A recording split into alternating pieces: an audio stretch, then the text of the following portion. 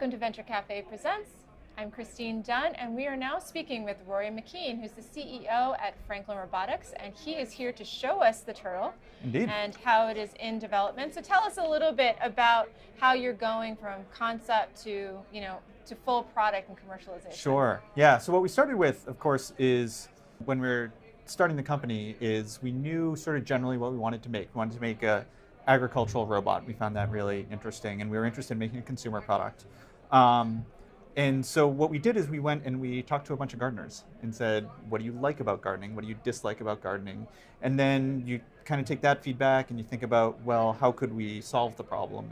And you sort of find the intersection. And what we found is, a really big frustration about getting rid of weeds in gardens. Nobody likes pulling the weeds. They like gardening. It's a great hobby. Right. But they don't like pulling the weeds. And so we're like, okay, so let's try to solve that problem. And so you start with the problem that you're trying to solve, and then you make the robot to fit that. So how did you kind of latch into gardening to begin with? I mean, what was kind of the inspiration going into that pain point as opposed to something else that might be helpful? Yeah, it's sort of our background of me and Joe, my CTO, that we're really interested in robotics, of course, but also in agriculture based on where we had worked at in the past. So that's what kind of led us into that space. So can you tell us how it works? Sure. So it's a solar-powered robot, and the idea is the robot just lives in your garden, a vegetable garden or flower garden, and every day it'll charge itself up, and when the battery gets full, it wanders around the garden at random, and while it's doing that, it avoids any plants or obstacles or anything that's taller than an inch or so, and as it's doing that, it's always looking for any weeds which are coming up from the ground. If it sees any weeds, it chops them with a little weed whacker. So every day the robot's out there chopping and chopping and chopping the little weeds. How does it distinguish between weeds and grass? So just between weeds and plants, all we're doing is the height. So anything that's taller than an inch or so, we're calling that a flower or something else that we're going to leave alone or something that we can't drive over. So we'll leave that, and then we'll just keep on driving in areas that we can drive. And so software in there that tells it how to distinguish between it?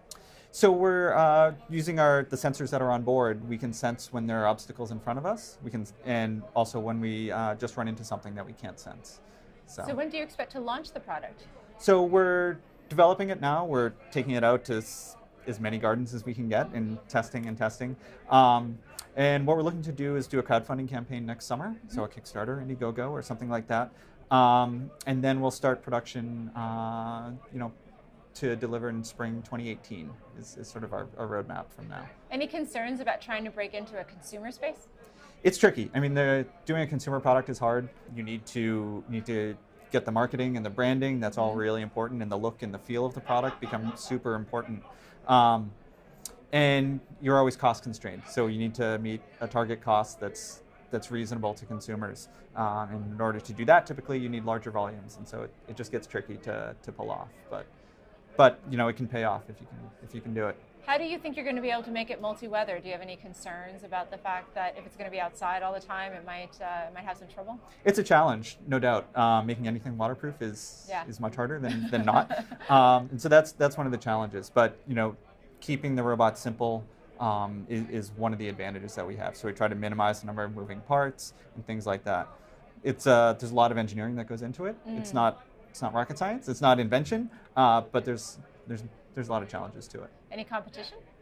No one else is working in the consumer garden space, particularly in a mobile robot kind of thing.